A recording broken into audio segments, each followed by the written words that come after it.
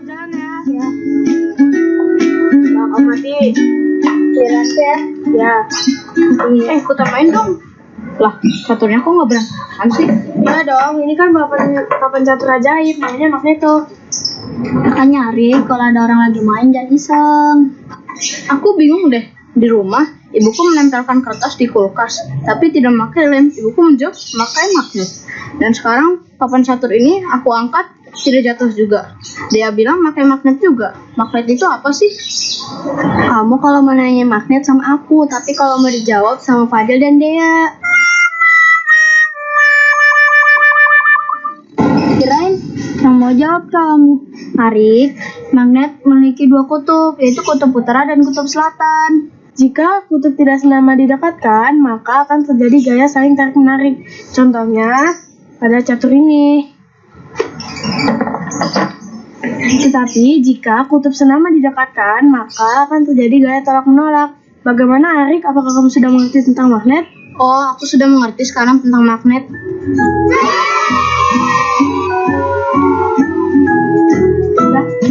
Jalan lagi ya. Halo Sobat X-Science, senang sekali Kak Herman dapat berjumpa kembali dalam program kesayangan kita, X-Science, Eksplorasi Sains. Sobat X-Science, jika sebuah magnet kita potong terus-menerus, maka kita akan mendapatkan magnet-magnet kecil. Magnet-magnet kecil ini disebut sebagai magnet elementer, alias magnet domain, yang memiliki sifat dapat menarik beberapa benda. Tapi ada juga loh benda-benda yang tidak dapat ditarik oleh magnet. Nah, sekarang mari kita perhatikan perbedaan berikut ini. Magnet bisa menarik paku dan klip kertas. Namun, magnet tidak dapat menarik sendok plastik dan ranting. Paku dan klip kertas termasuk benda magnetis, sedangkan sendok plastik termasuk benda non-magnetis. Jadi, apa kesimpulannya? Kesimpulannya adalah benda magnetis adalah benda-benda yang dapat ditarik oleh magnet, sedangkan benda non-magnetis adalah benda-benda yang tidak dapat ditarik oleh magnet. Jadi begitu sobat. Sobat X-Science, sekarang kita simak apa saja sih sifat-sifat magnet itu. Yang pertama, magnet menarik benda magnetis. Benda yang dapat ditarik oleh magnet disebut benda magnetis. Contohnya seperti paku, peniti, penjepit kertas. Sebaliknya, benda yang tidak dapat ditarik oleh magnet disebut benda non-magnetis, seperti kayu, kertas, dan batu.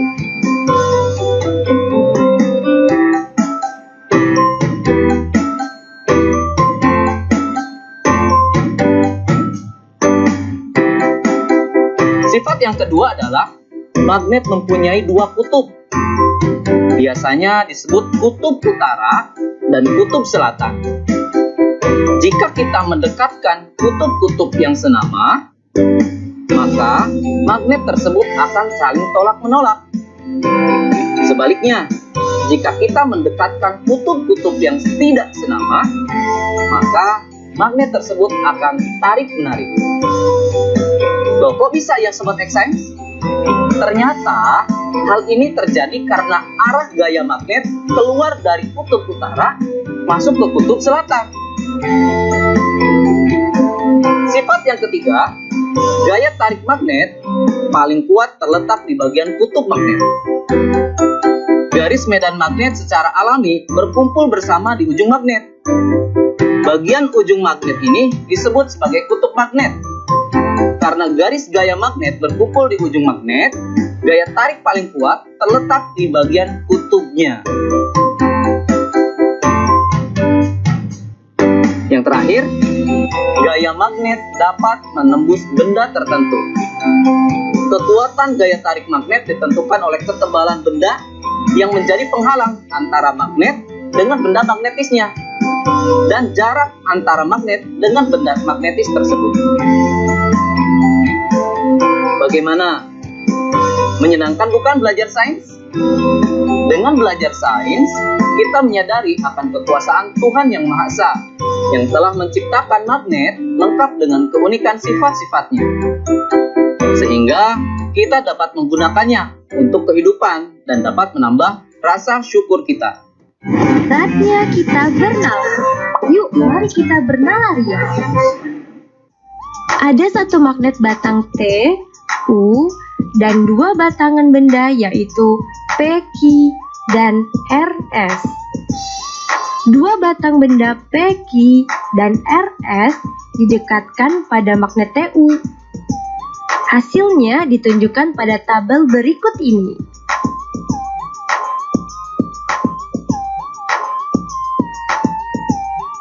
Apa yang dapat kamu simpulkan mengenai dua batang benda P, Q, dan RS tersebut?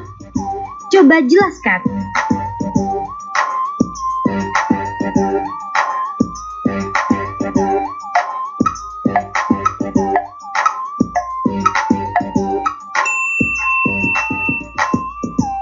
Yuk simak pembahasannya. P, Q adalah magnet, sedangkan RS adalah benda magnetis. P, Q adalah magnet karena ketika ujung P didekatkan dengan ujung T, terjadi saling tarik-menarik. Sementara ketika ujung P didekatkan dengan ujung U, terjadi saling tolak-menolak.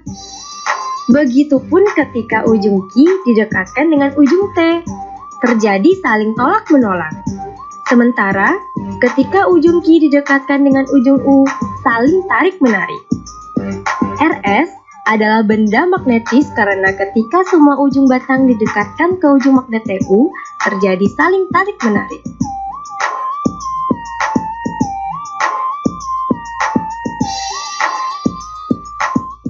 Nah adik-adik, sekarang waktunya menjawab pertanyaan. Siap-siap mencatat ya. Pertanyaannya adalah, benda-benda apa saja di rumahmu yang bisa ditarik magnet? Dan benda-benda apa yang tidak bisa ditarik magnet? Dicatat ya. Benda-benda apa saja di rumahmu yang bisa ditarik magnet? Dan benda-benda apa yang tidak bisa ditarik magnet? Nanti jawablah pertanyaan ini sebagai tugas di rumah ya. Kerjakan pertanyaan dengan bimbingan guru atau orang tuamu.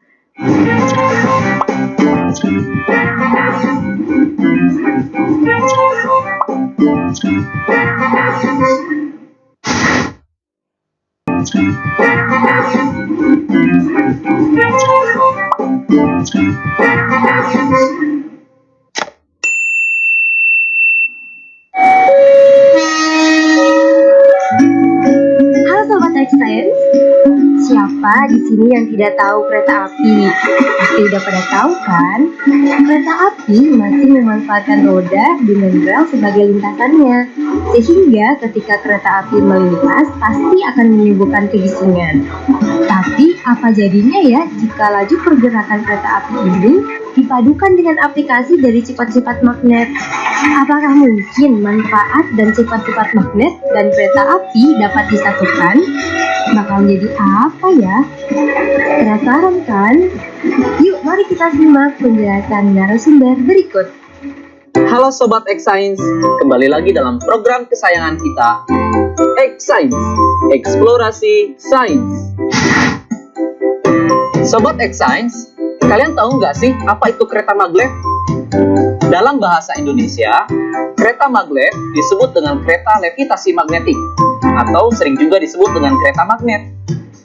Seperti namanya, prinsip dari kereta magnet ini memanfaatkan gaya magnet untuk mengangkat kereta sampai mengambang alias melayang dan tidak menyentuh rel, sehingga gaya gesek dapat dikurangi. Selain itu, kereta ini juga memanfaatkan magnet sebagai kekuatan pendorongnya. Dengan kecilnya gaya gesek dan besarnya gaya dorong, kereta ini mampu melaju dengan kecepatan sampai 600 km per jam.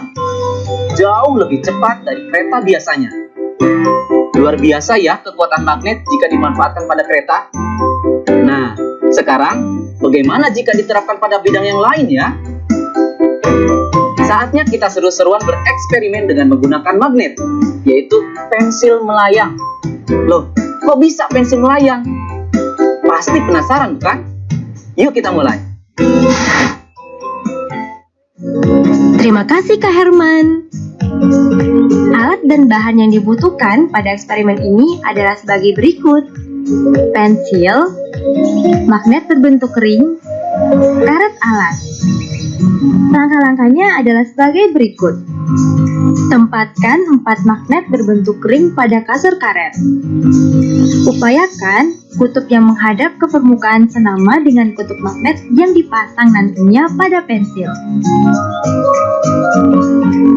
Masukkan 2 ring magnet pada pensil.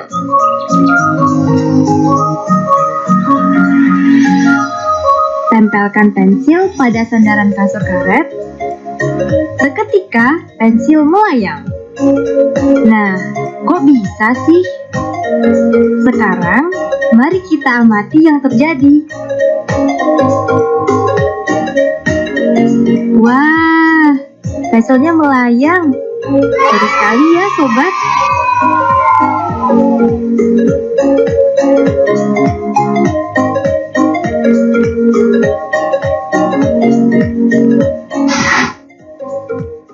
Adik-adik, tadi sudah melihat kan percobaan pensil melayang? Sudah tahu jawabannya kenapa pensil bisa melayang? Pensil dapat terangkat ke atas dan melayang karena pengaruh dari gaya tolak-menolak kutub magnet yang senama antara magnet yang ada di pensil dan magnet yang ada di styrofoam.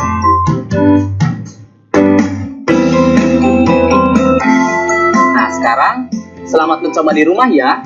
Sampai jumpa di eksplorasi sains berikutnya.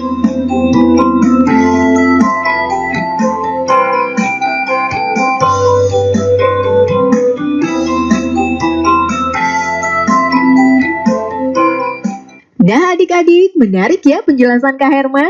Ada kereta yang bisa melayang seperti kereta magnet maglev. Dan ternyata kita juga bisa membuat pensil melayang. Sekarang waktunya menjawab pertanyaan. Siap-siap mencatat ya.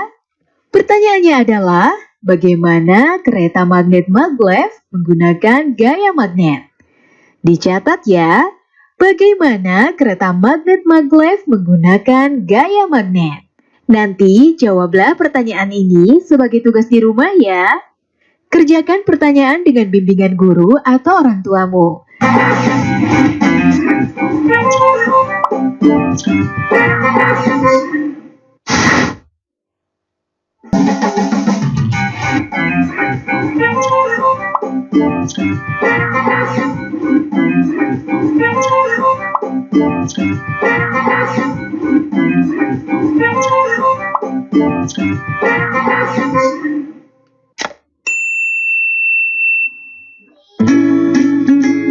Bagaimana, bisa gak? Bisa dong caranya. Kita gabungkan kabel ini ke bohlam. Lalu kita hubungkan ujung kabel yang lain ke bawah baterai.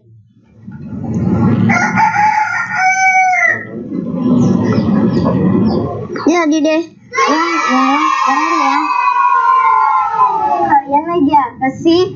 Oh, bikin lampu yang menyala. Sini aku juga bisa.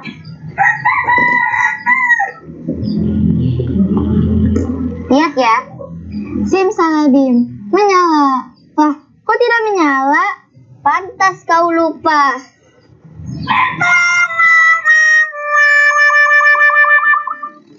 Halo Sobat X-Science, kembali lagi bersama Kak Herman dalam program kesayangan kita, X-Science, Eksplorasi Sains. Sobat X-Science, tahu tidak kenapa bohlam bisa menyala ketika dihubungkan dengan baterai menggunakan kabel? Itu karena ada arus listrik yang mengalir.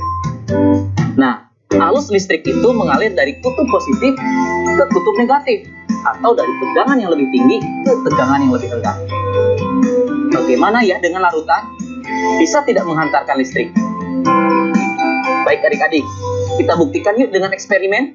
Sobat X-Science, eksperimen kita kali ini adalah percobaan larutan elektrolit dan non-elektrolit. Alat dan bahan yang dibutuhkan dalam eksperimen ini yaitu toolkit listrik yang berisi gauge meter, Aquades, air garam, dan air asam jawa. Setelah semua alat dan bahan tersedia, maka langkah selanjutnya, masukkan ujung kabel ke larutan Aquades, lalu amati jarum pada meteran alat atau disebut Tidak bergerak. Setelah itu, ulangi proses kegiatan dengan menggunakan larutan air garam dan larutan asam jawa. Perhatikan pergerakan jarum pada voltmeter.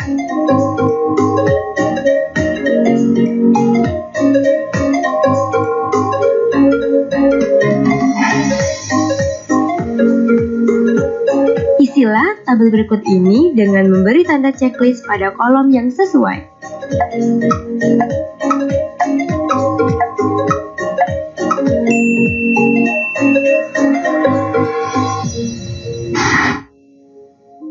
Sobat X-Science, sekarang kita simak ya penjelasan hasil eksperimennya.